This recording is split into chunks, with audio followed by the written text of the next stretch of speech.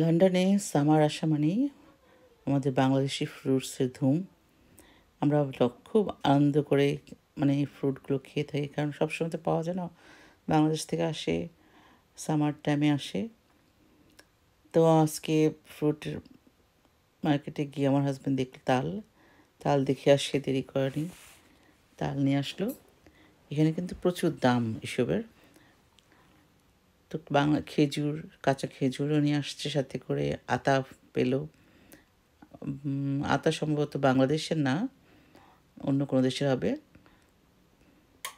তো যাই হোক, আমি তালটা ছিলে রস বের করে রাখছি, পিঠা বানাবো।